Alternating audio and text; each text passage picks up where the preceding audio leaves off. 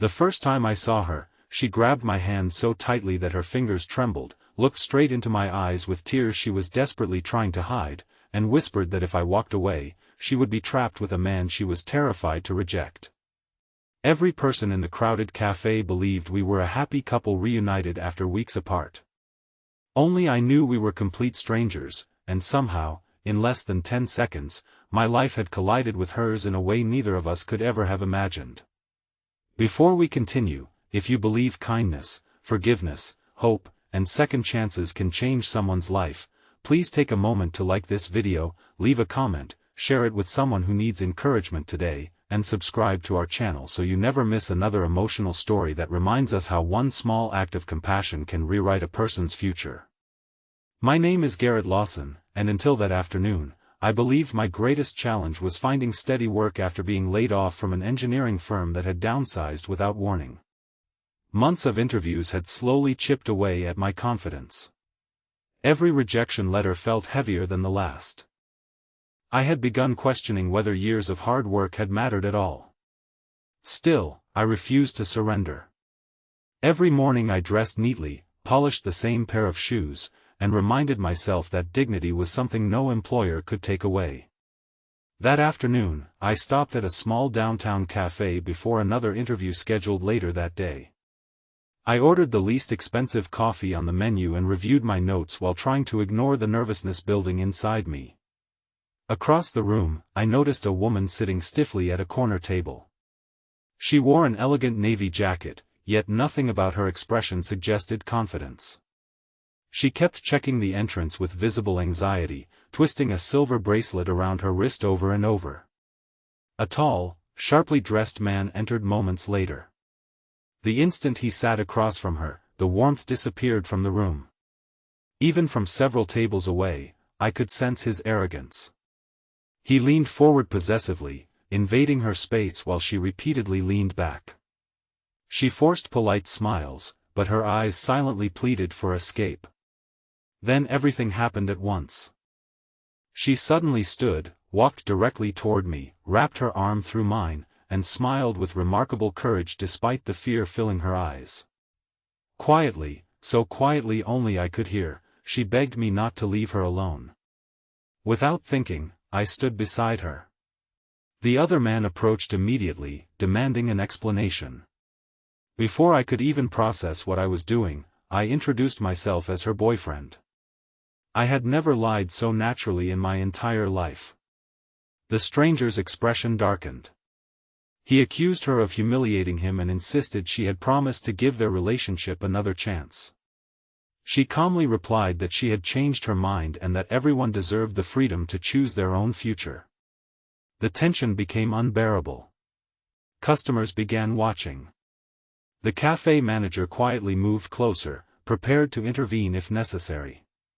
Finally, after several angry remarks and one long, disappointed stare, the man stormed out into the daylight, slamming the glass door so hard that the windows rattled. The woman remained standing beside me for several seconds before her shoulders relaxed for the first time.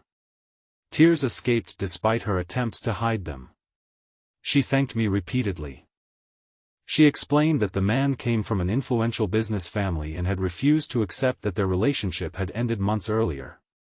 Public rejection embarrassed him, so he kept arranging meetings under different excuses, hoping pressure would force her back into his life. She feared another confrontation might become dangerous or create unnecessary public drama. I admitted that I had acted without thinking and hoped I hadn't made things worse. Instead, she smiled. It was the first genuine smile I had seen on her face.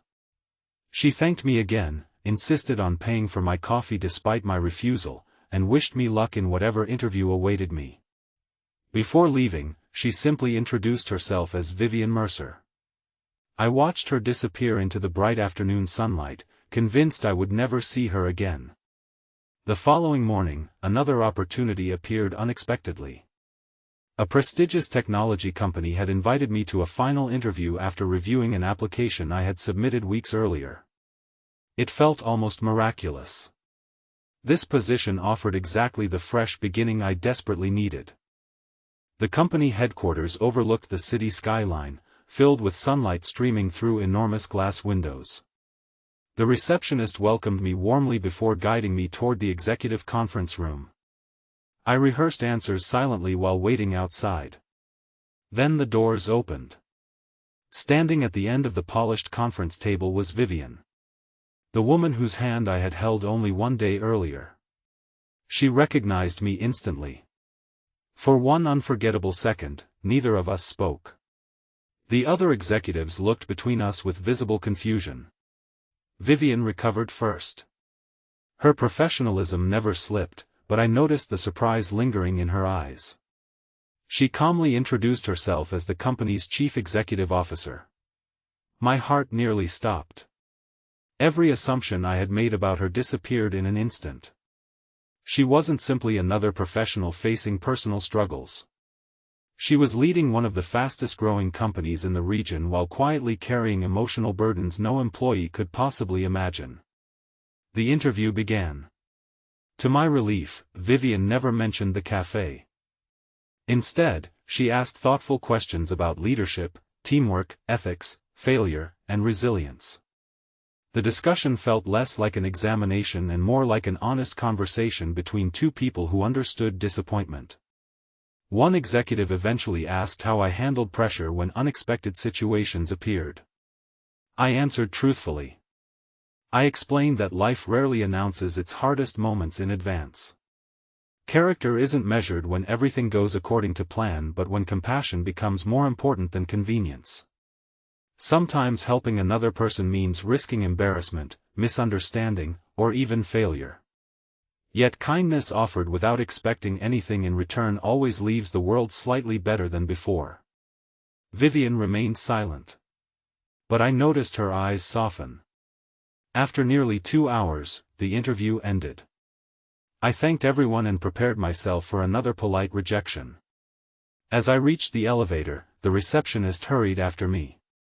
Vivian wished to speak privately. Inside her office, sunlight filled every corner, revealing photographs of community projects, employee volunteer events, and scholarships the company supported. There were no portraits celebrating wealth or awards. Instead, every picture celebrated people helping people.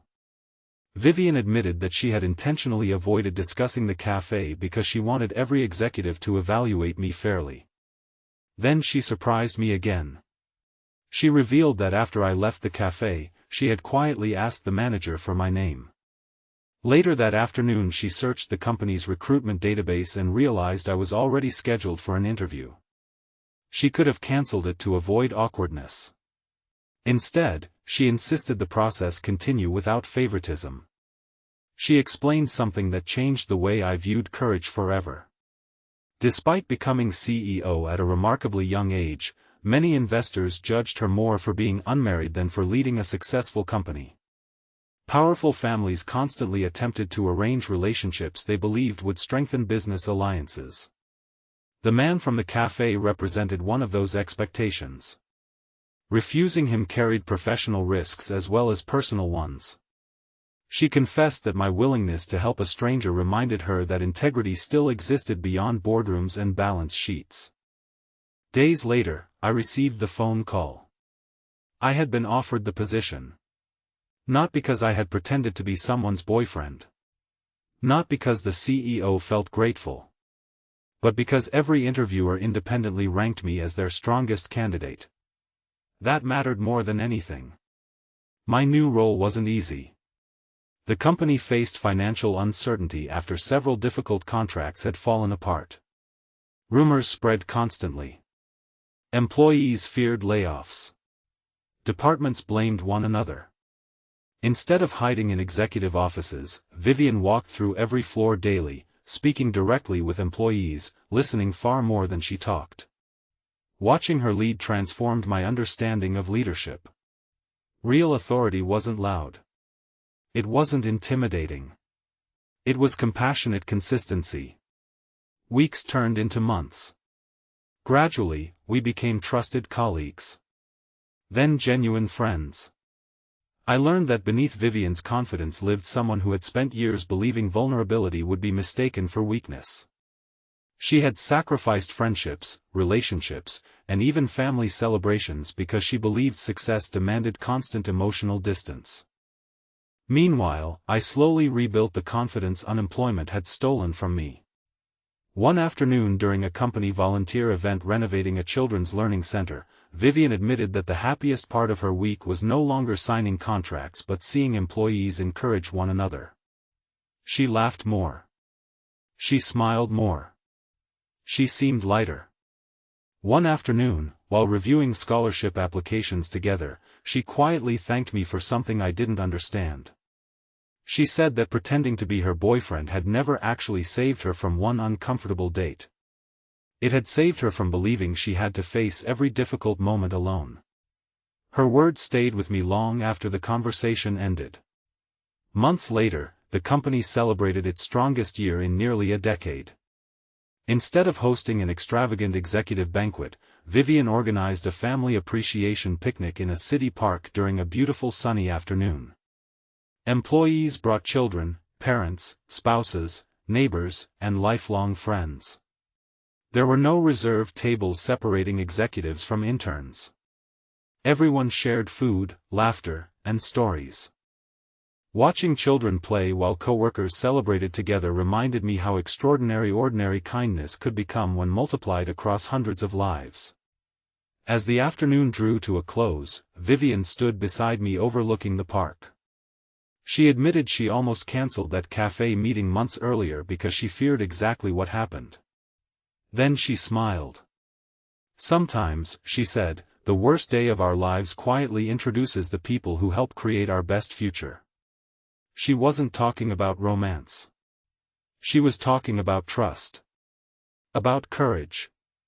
About choosing compassion before certainty. Our friendship remained built on mutual respect, honesty, and gratitude. Together we launched mentoring programs for young graduates struggling to find employment, remembering how hopeless rejection could feel. We encouraged every manager to look beyond resumes and notice character, resilience, and kindness. Years later, many employees still remembered the story only as the strange coincidence that brought two strangers together. Only Vivian and I knew its deeper truth. Neither of us had rescued the other alone. We had rescued each other from different kinds of loneliness. Before this story comes to its close, I'd love to hear from you.